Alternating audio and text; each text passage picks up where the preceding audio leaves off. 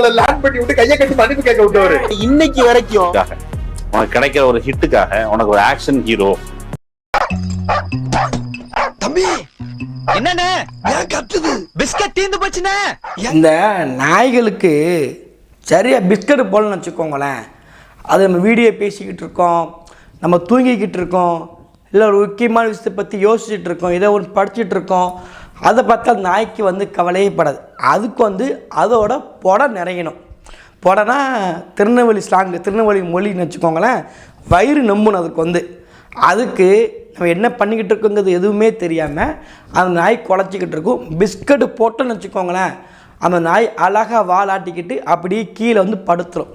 அப்படி தமிழ்நாட்டில் நிறைய பேர்களுக்கு பிஸ்கட்டு போட வேண்டிய கட்டாயத்தில் இருந்துக்கிட்டு இருக்குது.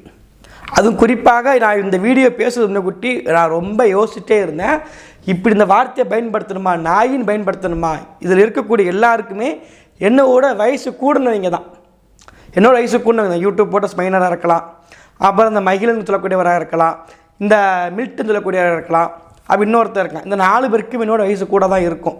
அப்போ இப்படி இருக்கும்போது நான் இவங்களை இப்படி பேசணுமா என்கின்ற ஒரு கேள்வி எனக்குள்ளே எழும்போது, இந்த எச்சிக்கலை வேலை இவங்க செய்யும்போது இதை விட கீழேயும் இறங்கி 18+ கூட பேசலாம். ஆனால் நமக்குன்னு ஒரு மாண்பு இருக்குது. நம்ம சேனலையும் சில பெண்கள் பார்க்குறாங்க என்கின்ற ஒரே காரணத்துக்காண்டி தான் நம்ம நாவை அடக்கிக்கிட்டு இந்த காணொலியில் பதிவிட போகிறோம்.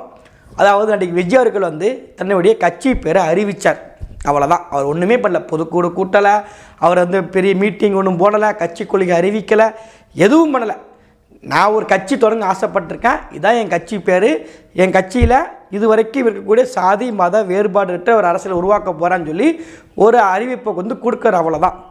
அதுக்கு பிறகு அவர் பொதுக்குழு கூட்டி, செயற்குழு கூட்டி, ஒரு மாநாடை போட்டு அது என்ன தத்துவத்தை கொண்டு வராரு, அது நம்ம கட்சிக்கு நம்ம தமிழ்நாட்டுக்கு சரியாக இருக்கா அப்படிங்கிறத பார்த்து நம்ம எதிர்ப்பு தெரிவிக்கிறோம்னா நம்ம முறையாக அரசியல் நம்ம பிடிச்சிருக்கோம், அரசியல் நம்ம முறையாக கற்றுருக்கோம்னு சொல்லி நம்ம எடுத்துக்கலாம். ஆனால் அவர் ஆரம்பித்தது கட்சியினுடைய பெயரை மட்டும் அறிவிச்சுட்டு அவருடைய வேலையை அவர் பார்க்க போயிட்டார். ஆனால் இந்த அல்லக்கை முண்டங்கள் இருக்குது பார்த்தீங்களா, இந்த அல்லக்கை முண்டங்கள் கிட்டத்தட்ட 1 வாரம் ஆயிடுச்சு. கட்சி ஆரம்பித்து பேர் அறிவித்து 1 வாரம் ஆயிடுச்சு. 1 வாரத்துக்கு பிறகு நாய் வளர்ப்ப நாய் மொண்டை மாணிக்க உட்காந்து கத்திக்கிட்டே இருக்காங்க யூடியூப்பில் முழுக்க உட்காந்து. இப்போ விஜய் மீதினுடைய அரசியலில் நமக்கு மிகப்பெரிய ஒரு கருத்து இருக்குது, மிகப்பெரிய ஒரு மாற்று கருத்து இருக்குது. சொல்லப்போனால் விஜயினுடைய அரசியலை முழுமையாக எதிர்ப்ப நாளாக எனக்கு அதெல்லாம் உடன்பாடே கிடையாது. ஆனால் அதை சொல்கிறதுக்குன்னு ஒரு தகுதின்னு ஒன்று இருக்கணும்ல. இப்போ விஜயனுடைய அரசியலை பற்றி நம்ம எதிர்க்க போகிறோம்னா, இப்போ நம்ம நாம் தமிழர் கட்சியில் இருக்கிறோம், நம்ம கட்சி கொள்கை இருக்குது, சித்தாந்தம் இருக்குது, அதற்குன்னு ஒரு கோட்பாடு இருக்குது. தமிழ்நாட்டில் இதுவரைக்கும் இல்லாத ஒரு ஆட்சி வரவே, செயல்பாட்டு வரவே நாம் தமிழர் கட்சி கொடுக்கு. நீங்கள் தண்ணிக்கு மாற்று என்ன இருக்குது, கல்விக்கு என்ன மாற்று இருக்குது, மின்சாரத்துக்கு என்ன மாற்றம் அப்படின்னு சொல்லி ஒவ்வொன்றுக்கும் ஒவ்வொரு விதமாக மாற்று பாதையை புதிதாக நாம் தமிழர் கட்சி கொடுக்கு. அப்படி இருக்கும்போது எனக்கு நான் இருக்க கட்சிக்கு மாற்றாக விஜய் கட்சி வரப்போகுதுன்னா அந்த கட்சி என் கொள்கைக்கு எதிராக இருக்குன்னு நான் கேள்வி கேட்கலாம். அதில் எந்த ஒரு மாற்று கருத்தும் கிடையாது. ஆனால் அவர் கட்சியினுடைய பேரை மட்டும் தான் அறிவிச்சிருக்கிறாரு. உடனேயே இந்த அல்லு சில்லுங்க கத்துன்னு கத்திக்கிட்டு இருக்கிறாங்க. ஏன்னா விஜயனுடைய அரசியல் இங்கே யாருக்கு பிரச்சனை இருக்கும்னா, உதயநிதி ஸ்டாலினுக்கு இங்கே மிகப்பெரிய அளவில் எதிர்ப்பு இருக்கும். உதயநிதி ஸ்டாலினுடைய அரசியல் பருப்பு தமிழ்நாட்டில் வேகாதுங்கிறதுக்கு நீங்கள் அடுப்பில் வைக்கணும், தண்ணிக்குள்ளே போடணும், அதுக்கு நீங்கள் சிலிண்டரை பற்ற வைக்கணும், கேஸ் அடுப்பில் எரியணும், லைட்டரை பற்ற வைக்கணும், நிறைய இருக்குது. ஆனால் விஜய் அரசியலுக்குள்ளே வந்தாருன்னா இங்கே என்ன ஆகும்னா, உதயநிதி ஸ்டாலின்கின்ற அந்த பருப்பை தண்ணிக்குள்ளே கூட போட முடியாது, மக்கள் சீண்டி பார்க்க மாட்டாங்க. இதுதான் நிதர்சனமான உண்மை. இங்கே விஜயனுடைய அரசியல் யாருக்கு பிரச்சனையாக இருக்கும்னா, உதயநிதி ஸ்டாலினுக்கு மிகப்பெரிய பிரச்சனையாக இருக்குது. ஏன்னா இங்கே உதயநிதி ஸ்டாலினை டாமினேட் பண்ணக்கூடிய அளவில் ஒரு யங்ஸ்டராக, இப்போ இருக்கக்கூடிய யங்ஸ்டருக்கு முழுக்க பிடித்த ஒருத்தராக அதன் சீமானர்கள் இருக்கிறாங்க. அதற்கும் இணையாக ஒருத்தங்க இருக்கிறாங்கன்னா விஜய் ஒருத்தர், சினிமா பட்டாளத்தில் சினிமாவில் பேர் போன ஒருத்தர் நேரடியாக களத்துக்கு வரும்போது எங்கள் உதயநிதி ஸ்டாலினுடைய பெயர் என்னவாகும்னா 0க்கும் கீழாக போயிடும். அதற்காக தான் இந்த சின்னம்மல் ஐடிவிங்க முழுக்க உட்காந்துக்கிட்டு நாய் மணிக்க குலைச்சிக்கிட்டு இருக்காங்க. இந்த 4 பேரும் சேர்ந்து ஒரு டிபேட் ஒன்று நடத்துகிறாங்க. இந்த டிபேட்டில் என்ன சொல்கிறாங்கன்னா, விஜய் அவர்களுக்கு என்ன தகுதி இருக்குது, ஜனநாயக முறைப்படி அவர் தேர்தலில் சந்தித்தாரா, ஜனநாயக முறைப்படி அவர் பொதுக்குழு கூட்டினாரா, எப்படி கட்சிக்கு தலைவரானு சொல்லி கேள்வி கேட்குறாங்க. இந்த இந்த 4 அல்லக்கை, அந்த அல்லக்கைங்கிட்ட நம்ம கேட்குறோம், மரியாதை நிமித்தமாக நம்ம கேட்குறோம். நீங்கள் சாப்பிட்றதுக்கு முன்னக்கூட்டி, இன்றைக்கி சோறு திங்கிறதுக்கு முன்னக்கூட்டி, உங்கள் மனைவி கூட ஒருங்கிறதுக்கு முன்னக்கூட்டி, உங்களுடைய அன்பான குழந்தையே நீங்கள் கொஞ்சுறதுக்கு முன்னக்கூட்டி, இதே டிபேட்டை உங்கள் குழந்தை இருக்கிறவங்க குழந்தை மேலே சத்தியமிட்டு சொல்லுங்கள். இந்த 4 பேர்ட்ட இங்கே யூடியூப் போட பயனுடைய உங்கள் குழந்தைய எடுத்துக்கோ, உனக்கு ஒரு பெண் குழந்தை இருக்குது, மகிழன் உங்களுக்கு ஒரு குழந்தை இருக்குது, அப்போ இந்த 2 பேர் திரும்ப முடிஞ்சிருக்கான்னு தெரில, உங்கள் அம்மா மேலே சத்தியமிட்டு சொல்லுங்கள். இதே மாதிரி டிபேட்டு நாளைக்கு திமுக கட்சியில் இருந்து உதயநிதி ஸ்டாலின் பொறுப்புக்கு வந்தார்னா இதே டிபேட்டை போட்டு உதயநிதி ஸ்டாலினுக்கு என்ன தகுதி இருக்குன்னு சொல்லி கேள்வி கேட்பீங்களா நீங்கள்? சரி, அது கூட கேள்வி கேட்க வேண்டாங்க. 2வது நம்ம ஒன்று சொல்லுவோங்க. இதே இந்த 4 பேருக்கு நம்ம கேள்வி கேட்குறோம். உங்களுடைய பெண் குழந்தைகிட்ட, உங்களுடைய மனைவி கிட்ட சத்தியமிட்டு நீங்கள் சொல்லுங்கள். விஜய் ரசிகரை பற்றி கேள்வி கேட்கக்கூடியவங்க நாளைக்கு திமுக செய்யக்கூடிய தவறுகளை பற்றி இதே மாதிரி டிபேட் போட்டு நீங்கள் உட்காந்து பேசுவதற்கு உங்களுடைய முதுகு எலும்பு இருக்குது. அந்த முதுகு இருக்கலாம், இந்த முதுகு எலும்பு உங்களுக்கு இருக்கா கேட்பதற்கு? கொஞ்சம் கூட உங்களுக்கெல்லாம் வந்து இன்னும் சொல்லணும்னு வச்சுக்கோங்களேன், பீப்பில் போயிடும். அவ்வளவு வன்மத்தை பிடிச்சி கட்சி வச்சுருக்காங்க. வன்மம் பார்த்துக்கிட்டிங்கன்னா சாதாரண வன்மம் கிடையாது. அவர் ஒரு கட்சி கொள்கையை ஆரம்பித்து அந்த கொள்கையில் இருந்து நம்ம டிபேட் பண்ண போகிறோம்னா ரைட்டு, அந்த கட்சி கொள்கையை வச்சு வாதம் பண்ணுறாங்கன்னு எடுத்து போடலாம். இவங்களுக்கு விஜயை சங்கீத முத்திரை குத்தணும். அங்கே முத்திரை குத்த முடியல. அவர் அந்த பத்திரிக்கையில், அதாவது அந்த செய்தி அறிக்கையை வெளியிடும்போது அறிக்கையிலேயே ஜோசப் கையெழுத்தை போட்டார். இதுவரைக்கும் விஜய் அவர்களுடைய கிட்டத்தட்ட ஒரு 30 வருஷம் சினிமா வாழ்க்கை இருக்கும்லாங்க. இந்த 30 வருஷம் சினிமா வாழ்க்கையில் இதுவரைக்கும் அவருக்கு சர்ச்சையான அரசு பின்புல எதுவுமே கிடையாது. இவரை போய் சந்தித்தார், மோடியை பார்த்தாரு, இல்லை ராகுல் காந்தியை பார்த்தாரு, இல்லை பொம்பளை கேஸில் மாட்டிக்கிட்டாரு, இல்லை ஏதோ ஒரு சர்ச்சையான விஷயங்களில் ஏதோ மாட்டிக்க பார்த்துக்கிட்டிங்கன்னா இந்த வரைக்கும் இந்த நிமிஷம் வரைக்குமே அப்படி ஒரு சர்ச்சையில் விஜய் அவர்கள் மாட்டவே இல்லை. இப்படி ஒரு கிசு ஒரு ஏதோ ஒரு சம்பவம் பண்ணிட்டாருன்னா அப்படி எதுலேயுமே அவர் கிடையாது. அப்போ இவங்க என்ன பண்ணுறாங்கன்னா வரலாறு முறைக்கே தேடி பார்த்துட்டு இருக்காங்க. நீங்கள் விஜய் வரலாறு தேடி பார்த்துட்டு இருக்கீங்க, இங்கே விஜய் ரசிகரோட ஐடிவி இங்கே பார்த்துக்கிட்டிங்கன்னா நீங்களாம் தாங்க மாட்டீங்க. எம்மாத்திரம் கால் தூசு இருக்கலாம், அந்த கால் கட்ட விரலுக்கு கீழே இருக்கக்கூடிய அந்த இது என்னது மண், அந்த மண்ணோட எடுத்து தூர விட்டு போயிடுறாங்க உங்கள் ஐடிவிங்களாம். சும்மா அனுப்பிச்சிட்டு இருக்காங்க. இவங்க வந்து வரலாறு எடுத்து போட்டுன்னு வச்சுக்கோங்களேன், கூவத்தை விட நாத்தம் பிடிச்சி போயிடும் நம்ம வரலாறு வந்து. அப்படிப்பட்ட வரலாறு எடுத்து வச்சுக்கிட்டு விஜயை பற்றி கேள்வி கேட்டிருக்காங்க. இந்த முதுகெலும்பு இல்லாத 4 பேரும் நான் துணிவோடு நீங்கள் பதில் சொல்லுங்கள். உதயநிதி ஸ்டாலின் எப்படிப்பா அமைச்சர் ஆனார், எந்த இடத்துலப்பா கலந்துக்கிட்டார் சொல்லுங்கப்பா. இது எல்லாரும் கேட்குற கேள்வி. ஒருத்தங்க கூட போய் சொல்ல மாட்டேங்க மானம் கட்டுவீங்களா? ஆனால் மானம் கட்டுவீங்களா? எல்லாம் இந்த ஒரு கேள்வியும் கேட்குறான். எல்லாம் கேட்குற ஒரே கேள்வி தானே, எல்லாரும் கேட்குறது ஒரே ஒரு கேள்வி தான். உதயநிதி ஸ்டாலின் எப்படி அமைச்சரானார், உதயநிதி ஸ்டாலின் எப்படி இளைஞர் அன்னைக்கு பொறுப்புக்கு வந்தார், தமிழன் பிரசான்னு ஒருத்தர், எனக்கு விவரம் செஞ்சதுலேருந்து அரசியலேருந்து பேசக்கூடிய ஒருத்தர் அவர் தான்.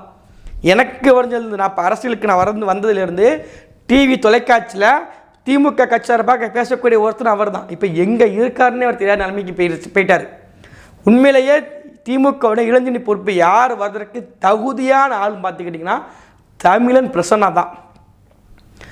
தமிழன் பிரசன்னா தான் உண்மையாக தகுதியானவர். இதை பற்றி நீங்கள் டிபேட் பண்ணுவாங்களே, நீங்கள் எடுத்து போட்டு கேள்வி கேட்பாங்களா? எப்படிங்க நீங்கள் உதயநிதி ஸ்டாலின் நீங்கள் பொறுப்பு கொடுத்தீங்க, தமிழ் பிரச்சனை உழைச்சிட்டு இருக்காருங்க, அவர் கேட்க நீ பொறுப்பு கொடுக்குன்னு சொல்லி ஜனநாயக முறைப்படி கேள்வி கேட்பீங்களா? முதுகெலும்பது 4 பேரும். இதே விஜய் அவர்கள் கட்சி 2024 அறிவிச்சிருக்காரு. இதே விஜய் 2021க்கு முன்னாடி, அதாவது எடப்பாடி பழனிசாமி தலைமையில் தமிழ்நாடு அரசு இருக்கும்போது விஜய் கட்சி ஆரம்பிச்சிருந்தாங்கன்னா இவங்க ஒட்டுமொத்த பேர் வரவேற்றிருப்பாங்கயா. அப்போ சின்ன ஒரு அரசியல் காலத்தில் இல்லை ஒன்று. 2வது, அப்போ ஆட்சியில் இருக்கிறது எடப்பாடி பழனிசாமி. ஆனால் இப்போ இங்கே ஆட்சியில் இருக்கிறது யார்? திமுக தலைவர் ஸ்டாலின் அவர்கள். அப்போ இவங்களுக்கு பிரச்சனை என்னென்னா மக்கள் மீது பாசம் கிடையாது, அவங்க வயிறு நிறையணும், அவங்க புடை நிறையணும், அவன் பொண்டாட்டி பிள்ளை சகஜமாக இருக்கணும், ஜாலியாக இருக்கணும். அதற்காண்டி தான் இவங்க என்ன பண்ணுறாங்க, இந்த திட்டத்துக்கு, அதாவது விஜய் அவர்கள் வந்து இந்த அரசியலுக்கு சரிப்பட்டு வர மாட்டான்னு சொல்லி இவங்களா ஒரு ஐடியாலஜியை மக்கள்கிட்ட திணிக்க பார்க்குறாங்க. இதில் இந்த மில்டன் ஒரு பொறுக்கி பையன் ஒன்று பேசுகிறான், பதிவிடுறேன் பாருங்கள். தமிழ்நாட்டுல என்ன கெடுதல் நடந்துச்சு, தமிழ்நாட்டுல என்ன நாசமா போச்சுன்னு ஒண்ணுமே சரியில்லைன்னு சொல்றத பார்த்தாலே எரிச்சலா வருது. உத்தரப்பிரதேசத்துல உட்காந்து நீங்க சொல்லுங்க, தமிழ்நாட்டில் என்ன பிரச்சனை இருக்குது, எனக்கு அதாங்க எரிச்சலாக இருக்குங்க. செத்துருடா செத்துரு. நீலாம் வந்து மனுஷன் இருக்கிறதுக்கே இந்த பூமிக்கு கிடைச்ச பாரம். செத்து போ. நீ வந்து நான் இவ்வளவு வார்த்தையை கடினமாக பேச நினைக்காதீங்க. இப்போ உங்களுக்கு உதாரணத்துக்கு நான் சொல்கிறேன்னே, இப்போ என்னோடய ஊர் திருநெல்வேலி, சரிங்களா? என் ஊரை பொறுத்த வரைக்கும் தண்ணி வந்து ரொம்ப பெரிய சிக்கல் எனக்கு வந்து இருக்காது. என் ஊருக்கு தண்ணி சிக்கல் இருக்காது. அதே இது நீங்கள் பார்த்தீங்கன்னா சாத்தூர் பக்கம், இந்த கோல்பட்டி பக்கம், இந்த பக்கம் போயிட்டு தண்ணி பிரச்சனை அதிகமாக இருக்கும். இப்போ நான் எங்கள் ஊரில் இருக்க வந்து எனக்கு பெரிய பிரச்சனைனா, எனக்கு இங்கே சாக்கடை பெய்கிட்டு இருக்குது, அந்த சாக்கடை சுத்தப்படுத்தணும், அவ்வளோதான் எனக்குள்ள பிரச்சனை. நான் இதை பற்றி பேசணும்னு வச்சுக்கோங்களேன், இந்த மில்டன் போன்ற அறவேக்காடு தற்கூரி முண்டங்கள் முதுகெலும்பில்லாத வக்கு இல்லாத கபோதிகள் தெரியுமா சொல்லும். நான் ராமநாதபுரத்தில் சிவகங்கை பக்கத்தில், அங்கே கோவில்பட்டி பக்கத்தில், ராஜபாளத்து பக்கத்தில் தண்ணியே இல்லாமல் இருந்துக்கிட்டு இருக்கு. நீ அவனை பற்றி கேள்வி கேட்க மாட்டேங்கிற, அவனை பற்றி கவலைப்பட மாட்டேங்கிற, உன் வீட்டில் தண்ணி சாக்கடை போதும் பிரச்சனையாடா அப்படின்னு சொல்லி எகத்தலைமை பேசுவான். ஆனால் மானங்கெட்டவனை மங்குனி மடையன்களே, என் வீட்டில் என் ஊரில் என்ன பிரச்சனையோ அதை தான் நான் பேச முடியும். உத்தரப்பிரதேசத்தில் பார்த்துக்கிட்டிங்களா, அங்கே என்ன பிரச்சனை நடந்துகிட்டு இருக்கு, அங்கே ஊழல் இருந்துகிட்டு இருக்கு, அங்கே சாதி மோதல் நடந்துகிட்டு இருக்கு, அதை பற்றி கேள்வி இங்கேயும் கேட்டுட்டு இருக்கேங்க. உத்தரப்பிரதேசம் என்ன பிரச்சனை இருக்குங்க எனக்கு முக்கியம் கிடையாது. என் ஊரில் வேங்கவேலி பிரச்சனை இருக்குது, மானங்கட்ட நாயை, அதை நான் கேட்பேன். நான் என் ஊரில் வேங்கவேலி பிரச்சனை இருக்குது, அதை நான் பேச வேண்டியதாக இருக்குது. என் ஊரில் திரௌபதி அம்மன் கோயிலுக்கு உள்ளுக்குள் நுழைய முடிய மாட்டேங்க, அதை நான் பேசணும். மானங்கட்டவனை திராவிட மாடல் ஆட்சின்னு பேசிக்கிட்டு இருக்கிறிய, இந்த திராவிட மாடல் ஆட்சியில் தான் நடந்துச்சுடா. திராவிட மாடல் ஆட்சி தான் வேங்கவேலி நடந்து ஒரு வருஷம் முடிஞ்சிருச்சு. திரௌபதி அம்மன் கோயிலுக்குள்ளே போக முடியாமல் போயிடுச்சு. இன்னும் சொல்ல போனால் ஒரு கோவிலில் பட்டியலத்தை மக்கள் நுழைஞ்சிட்டாங்கன்னு சொல்லி அங்கே இருக்கிற ஆதிக்க சாதிகள் என்ன பண்ணுறாங்கன்னா புதுசாக ஒரு கோவிலே கட்டுறாங்க. இது எவ்வளோ பெரிய தீண்டாமை. இது வந்து இந்த அரசு என்ன தடுத்து நிறுத்திருச்சு. எத்தனை கொலைகள் நடந்திருக்கு, எத்தனை கொள்ளை நடந்திருக்கு. இப்போ இன்றைய தினத்தில் பார்த்துக்கிட்டிங்கன்னா ஒரு இடத்துல துப்பாக்கி சூட் நடந்திருக்கு. இன்றைக்கி ஒரு செய்தி படிக்கும்போது தெரியுது. வெடிகுண்டு கலாச்சாரம் புதுசாக வருது, அருவா கலாச்சாரம், எதுக்கு எடுத்தாலும் வெட்டக்கூடிய கலாச்சாரம் வருது. எத்தனை பெண்களை கொலை பண்ணியிருக்காங்க சாதி மோதலுக்காண்டியே. இந்த ஆட்சியில் மட்டுமே நான் சொல்கிறேன். இதை பற்றி எனக்கு கேள்வி கேட்டிருக்காங்களா? அப்போ எனக்கு என் ஊர் பிரச்சனை பற்றி பேசுகிறோம்னா நீ இதை பற்றி பேசாத. இதோட மோசம் உத்தரப்பிரதேசம் இருக்குன்ட்டு. உத்தரப்பிரதேசத்தில் வேலையே இல்லாமல் படிப்பறிவு கம்மியாக இருக்குது. நான் இங்கெல்லாம் டிகிரி முடிச்சு போயிட்டோம். இங்கே குடும்பத்தை வந்து டிகிரி முடிச்சு இருக்கிறான். நான் எனக்கு வேலையாச்சு நடத்த நான் பேசணும். அங்கே படிக்கவே சொல்லி பேசக்கூடாது. அவன் ஊர் அப்படி இருக்குன்னா அது நான் என்ன செய்ய முடியும்? நான் என் ஊரில் பிறந்து போட்டேன், தமிழ்நாட்டில் பிறந்து போட்டேன், நான் தமிழ்நாட்டில் வளர்ந்து போட்டேன். புரியுதா? என் ஊர் சிக்கல் எடுத்து சொல்ல முடியும். நான் வந்து அதை நான் கேட்க முடியும். நீ வந்து உத்தரப்பிரதேசத்தை கேளு, குஜராத்தை கேளு, நீ வந்து அங்கே பீகாரை போய் கேளுன்னா நான் ஏன்றது கேட்கணும்? லூசு பையில மண்டை கிண்ட தெரியல உனக்கு. வந்து இங்கே என்ன பிரச்சனை இருக்குன்னு கேட்குறானே. வேங்கவேலியில் போய் சொல்லு, வேங்கவேலியில் போய் சொல்லு, உனக்கு செம்மையை கவனித்து விடுவாங்க. எவ்வளோ பெரிய உளவியல் ரீதியாக பிரச்சனைகள் தமிழ்நாட்டு மக்கள் ஒவ்வொரு நேரமும் சந்திச்சுட்டு இருக்கான்னு பாருங்கள். யார் சுதந்திரமாக இந்த அரசு வந்ததுக்கு பிறகு அரசை விமர்சனம் செய்ய முடியாதுங்க. எடப்பாடி பழனிசாமி அரசு இருக்கும்போது இவங்க என்ன ஆட்டம் போட்டாங்க, என்னெல்லாம் வீடியோ போட்டாங்க. இன்றைக்கி இந்த அரசு செய்யக்கூடிய விஷயங்களுக்கு எதிர்த்து பேசுவதற்கு ஜனநாயக முறைப்படி கேள்வி கிடைக்கணும். முதுகெலும் முன்னதைங்களா? ஏன்னா நாய் கூடடா சோறு போடலைன்னா முதல்ல பார்த்து குலைக்கும். எனக்கு வயிறு பசிக்கு, எனக்கு சோறு போடு முதலாளின்னு சொல்லி நாய் கூட குலைக்கும். அதை விட அடிமை ஜனமாக மாறி போய் முதுகெலும்பு இல்லாமல் கூனி குறுகி புழுவை கூட அப்படியே மண்ணோட மண்ணை மக்கி போய் விழுந்து எந்திரிச்சு முதுகெலும்பு செத்து போனவங்கலாம் விஜயை பற்றி கேள்வி கேட்குறீங்க. இதை விட கேவலம் எதுவுமே கிடையாது. அனிதா இறந்ததுக்கு வந்து விஜய் அவர்கள் வந்து போனாருங்க. இப்போ அதற்கு பிறகு அவர் நிலைப்பாடு என்னங்க கேட்குறாங்க. இப்போ அனிதா இறக்கும்போது விஜய் அவர்கள் போயிட்டார். போக விஜய் அவர்கள் கட்சி ஆரம்பிச்சிட்டாரு. சரி, அனிதா இறப்பிற்கு உதயநிதி ஸ்டாலினுடைய பங்கு என்ன? அவர் அந்த தங்கச்சி இறந்துருச்சு. அந்த தங்கச்சி இறந்ததுக்கு உதயநிதி ஸ்டாலின் அங்கே போய் எப்போவுமே நின்னார். அவர் என்ன செஞ்ச அனிதாவுடைய இறப்பிற்கு உதயநிதி ஸ்டாலின் நீங்கள் அமைச்சராக வந்து நீங்கள் செஞ்ச அரசியல் எங்களுக்கு தெரியும், நீங்கள் என்ன பண்ணீங்க, எது செஞ்சீங்க, அது எங்களுக்கு தெரியும். அதுக்குள்ளே போகலை. நீங்கள் அரசியலில் இந்த ஒரு கண்ணாடி, இந்த மனிதன் அப்படி நடிச்சிட்டு இருக்கும்போது நீங்கள் என்ன பண்ணீங்க? ஒரு திரையில் ஒரு மிகப்பெரிய நடிகர் வள வந்தீங்களா உதயநிதி ஸ்டாலின். அப்போ வளரும்போது நீங்கள் என்ன பண்ணீங்க? அனிதாவை இறப்பி நீங்கள் என்ன பண்ணீங்க? ஸ்டெர்லைட் படுகொலைக்கு நடிகர் விஜய் அவர்கள் நேரடியாக களத்துக்கு போனார். அங்கே உள்ள மக்கள் நேரில் போய் பார்த்தாரு. அதுக்கு பிறகு எதுவும் கேட்கலங்க. அப்போ உள்ள ஒரு அரசியல் ஒரு சினிமா நடிகராக போனதில் அவரும் ஒருத்தர், உச்சபட்ச நடிகராக இருக்கக்கூடிய ஒருத்தர் அவர் தான். போய் போனார், கேட்டார். அப்போ அங்கே உதயநிதி எங்கே போய் நின்னார்? அப்போ எந்த படம் நடிச்சிருந்தார் அவர் சொல்லுங்கள்? எந்த படத்தில் உதயநிதி நடிச்சிருந்தார்? அப்போ விஜய் அவர்களுக்கு மார்க்கெட் இல்லாமல் இருந்துச்சா? அப்போவும் மார்க்கெட்டு, எப்போவும் மார்க்கெட்டு, எப்போவுமே விஜய்க்கு மார்க்கெட் இருந்துக்கிட்டு தான் இருக்கும். அதை சொல்வதற்கு இப்போவும் சொல்கிறேன், விஜயனுடைய அரசியலை நம்ம கடுமையாக எதிர்ப்போம். அவர் கொள்கையை சொல்லட்டும், சித்தாந்தத்தை சொல்லட்டும், நம்ம நேரடியாக எதிர்ப்போம். ஆனால் அவர் கட்சியினுடைய பேரை ஆரம்பித்த உடனே ஒட்டுமொத்த பேர் உட்காந்து எதிர்த்து கொதிச்சிட்டு இருக்கீங்கன்னா, இதெல்லாம் உண்மையிலே சொல்லப்போனால் வன்மமான பேச்சு இன்னும் அவங்களோட வயிற்றுச்சலை காமிச்சிட்டு இருக்கு. உங்களுடைய முதலாளி கொடுக்கக்கூடிய காசு இருக்குல்ல, அந்த காசுக்கு நல்லா குலைச்சிக்கிட்டு இருக்கீங்க. நீங்கள் நல்லா குலைக்கிறீங்க. இறுதியாக சொல்கிறது ஒன்று தான், ஜனநாயகத்தை பற்றிலாம் திமுக கட்சிக்காரங்களாம் பேசும்போது உங்களுடைய மூஞ்சை பார்த்து நீங்களே காரி துப்பிடுங்க. காரி எப்படி துப்பணும்னா, கண்ணாடி இப்படி இருக்கும்போது நீ தலையிலாக்க இருந்து மேலே பார்த்து துப்பி அந்த எச்சி இருக்குல்ல, உன் முகத்தை கூட நீ பார்க்க தகுதி இல்லாதவனெல்லாம் உன் முகத்தை பார்த்து நீயே துப்பாத. கண்ணாடிக்கு அசிங்கம் அது. நீ தலையிலாக்க நின்று எச்சி இப்படி துப்பி உன் எச்சி கண்ணாடி வழியாக போய் கண்ணாடி ஒரு துப்பு தெரியுமா, அந்த துப்பை நீ உன் மூஞ்சி துப்பிக்கும். ஜனநாயகத்தை பற்றி இந்த முட்டு கொடுக்குறீங்கெல்லாம் பேசும்போது உண்மையிலேயே நமக்கு நகைச்சுவையாக இருக்குது. கலைஞர் கருணாநிதி அண்ணாதுரை கட்சியை எடுத்துக்கிட்டாரு, கட்சியை வளர்த்தாரு, ரைட், உழைச்சார். கருணாநிதி பிறகு யார் வந்தா இங்கே நமக்கு?